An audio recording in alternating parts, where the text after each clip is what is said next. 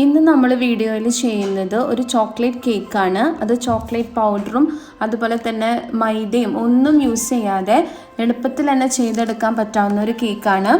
Biscuit വെച്ചിട്ടാണ് നമ്മൾ ഈ കേക്ക് ചെയ്യുന്നത്. അപ്പോൾ നമുക്ക് വീഡിയോയിലേക്ക് കിടക്കാം. അപ്പം നമുക്ക് ബിസ്ക്കറ്റ് കേക്ക് ഉണ്ടാക്കുന്നതിന് വേണ്ടിയിട്ട് ആദ്യമായിട്ട് കുറച്ച് ബിസ്ക്കറ്റ്സ് വേണം. ഇവിടെ ചോക്ലേറ്റിൻ്റെ ബിസ്ക്കറ്റാണ് നമ്മൾ എടുത്തിരിക്കുന്നത്. നമ്മുടെ കയ്യിലുള്ള ഏത് ബിസ്ക്കറ്റ് വേണമെങ്കിലും യൂസ് ചെയ്യാം. ഇവിടെ ബോബോണിന്റെ ബിസ്ക്കറ്റ് ആണ് ഞങ്ങൾ എടുത്തിട്ടുള്ളത്.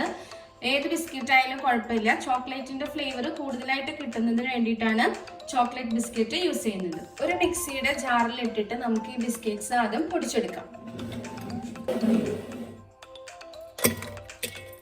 ഒരു മിക്സിയുടെ ജാറിൽ നമ്മൾ ബിസ്ക്കറ്റ്സ് ഇട്ടിട്ടുണ്ട്. ഇത് നന്നായിട്ട് ഫൈൻ പൗഡർ ആയിട്ട് പൊടിച്ചെടുക്കാം. ഒരു സെറ്റ് ബിസ്ക്കറ്റ് നമ്മളിപ്പോൾ പൊടിച്ചെടുത്തിട്ടുണ്ട്. ഇതുപോലെ തന്നെ ബാക്കിയുള്ള ബിസ്ക്കറ്റ്സ് നമുക്ക് പൊടിച്ചെടുക്കാം.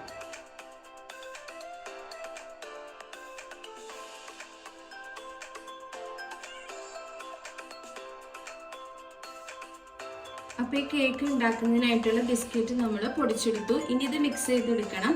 അപ്പോൾ ഏറ്റവും എളുപ്പത്തിൽ നമുക്കിത് ചെയ്തെടുക്കാനായിട്ട് പറ്റും. ഇതിന് ആകെ 3 ഇൻഗ്രീഡിയൻസ് ആണ് ആവശ്യമുള്ളത്. നമ്മൾ പൊടിച്ച ബിസ്ക്കറ്റ്, സോഡ പൗഡർ, അതുപോലെ തന്നെ വാം മിൽക്ക്. അപ്പം നമ്മൾ ആദ്യം പൊടിച്ചെടുത്ത ബിസ്ക്കറ്റ് ഇതിലേക്ക് ചേർത്ത് കൊടുക്കുക. ഇത് ഏകദേശം ഒരു 2.5 കപ്പ് പൊടിയുണ്ട് കേട്ടോ. അപ്പം ഇനി ഈ പൊടിച്ച ബിസ്ക്കറ്റിലേക്ക് നമുക്ക് പാൽ ഒഴിച്ചു കൊടുക്കാം. ഇത് 2.5 കപ്പ് പാല് ചൂടാക്കി എടുത്തിട്ടുണ്ട്. കുറേശ്ശെയായിട്ട് ആഡ് ചെയ്ത് നോക്കാം. തിക്നെസ്സിനനുസരിച്ച് നമുക്ക് ആഡ് ചെയ്ത് കൊടുക്കാം.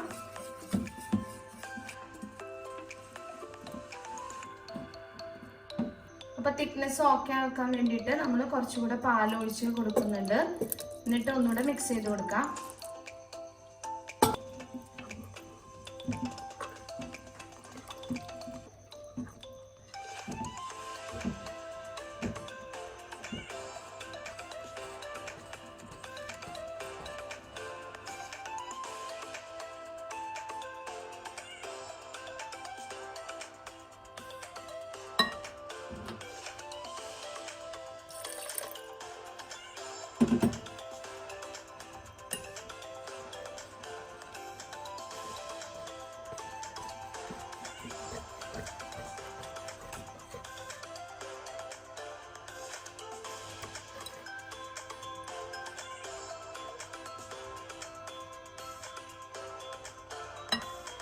ഈ ഒരു തിക്നെസ് ആണ് ബാറ്ററിന് വരേണ്ടത്.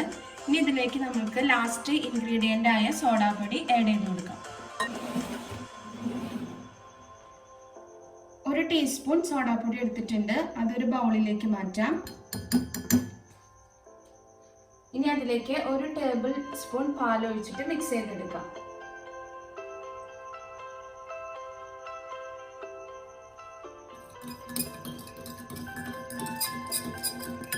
സോഡാപ്പൊടി നന്നായിട്ട് മിക്സ് ചെയ്തതിന് ശേഷം നമ്മൾ നേരത്തെ തയ്യാറാക്കി വെച്ചിരിക്കുന്ന ബാറ്ററിൽ ഒഴിച്ചു കൊടുക്കാം. സോഡാപ്പൊടിയുടെ മിക്സ് അതിൽ ചേർത്ത് കൊടുത്തിട്ട് മിക്സ് ചെയ്ത് കൊടുക്കാം.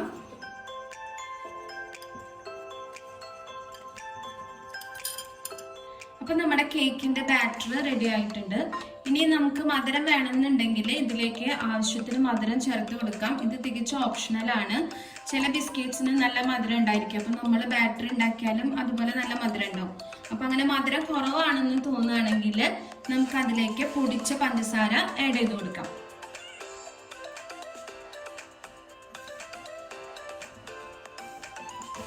അപ്പം ഇതിൽ മധുരത്തിന് ആവശ്യത്തിന് പഞ്ചസാരയുടെയും ചേർത്ത് ബാറ്റർ നന്നായിട്ട് മിക്സ് ചെയ്ത് കൊടുക്കാം.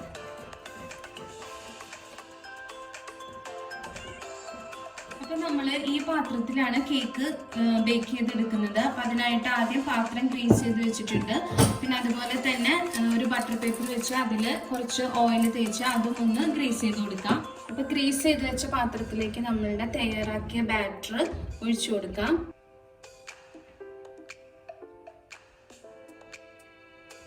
ബാറ്റർ ഒഴിച്ചതിന് ശേഷം ഇനി ഇത് ടാപ്പ് ചെയ്തെടുക്കാം. അപ്പോൾ നമ്മൾ കേക്ക് ബേക്ക് ചെയ്യാനായിട്ട് സ്റ്റൗവ് ഒരു പഴയ തവ വെച്ചിട്ടുണ്ട്.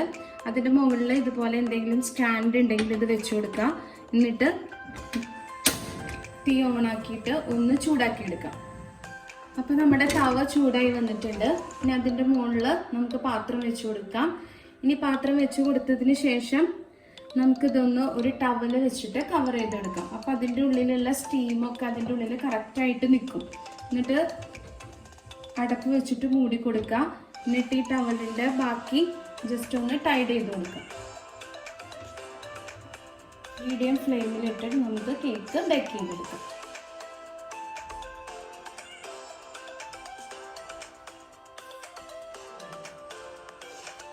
അപ്പോൾ ഈ കേക്ക് വെച്ചിട്ട് ബേക്ക് ചെയ്യാനായിട്ട് വെച്ചിട്ട് ഒരു 45 മിനിറ്റ്സ് ആയിട്ടുണ്ട്. 40 മിനിറ്റ്സ് കഴിഞ്ഞിട്ട് നമ്മൾ ചെക്ക് ചെയ്ത് നോക്കി. അപ്പോൾ അത് കുറച്ചും കൂടി ആവാനിട്ടുണ്ടായിരുന്നു. അപ്പോൾ ഒരു 5 മിനിറ്റ്സ് കൂടി കൂടുതൽ വെച്ചിട്ടുണ്ടായിരുന്നു. ഇനി നമുക്കതൊന്ന് നോക്കി നോക്കാം. എന്നിട്ട് എന്തെങ്കിലും സ്ക്യൂറോ അല്ലെങ്കിൽ ഫോർക്കോ എന്തെങ്കിലും വെച്ചിട്ട് ജസ്റ്റ് ഒന്ന് ചെയ്ത് നോക്കാം. ഹോളിട്ട് നോക്കി നോക്കാം. കേക്ക് നല്ല അടിപൊളിയായിട്ട് വെന്തിട്ടുണ്ട്. ഇനി നമുക്കിത് തീ ഓഫ് ചെയ്യാം. അപ്പോൾ നമ്മുടെ കേക്ക് വെന്തിട്ടുണ്ട്. ഇനി ഇത് തണുക്കുന്നത് വരെ വെയിറ്റ് ചെയ്യാം. തണുത്തതിന് ശേഷം നമുക്ക് പാത്രത്തിൽ നിന്ന് എടുത്ത് മാറ്റാം. അപ്പോൾ നമ്മുടെ കേക്ക് തണുത്തിട്ടുണ്ട്. ഇനി നമുക്ക് ഇതൊരു പാത്രത്തിലേക്ക് മാറ്റാം.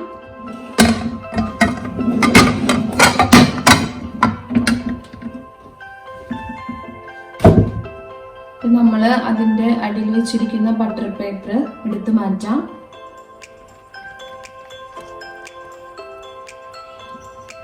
കേക്കൊന്ന് നല്ല തിരിച്ചിട്ട് കൊടുക്കാം. അപ്പോൾ നമ്മുടെ കേക്ക് റെഡി ആയിട്ടുണ്ട്. നല്ല സോഫ്റ്റ് ആണ്.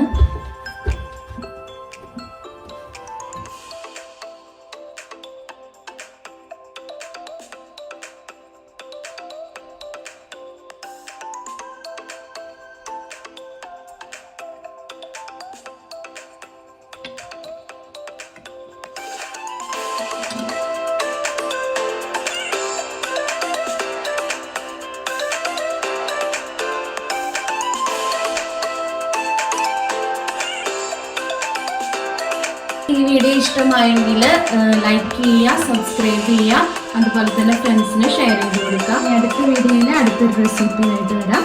Thanks for watching.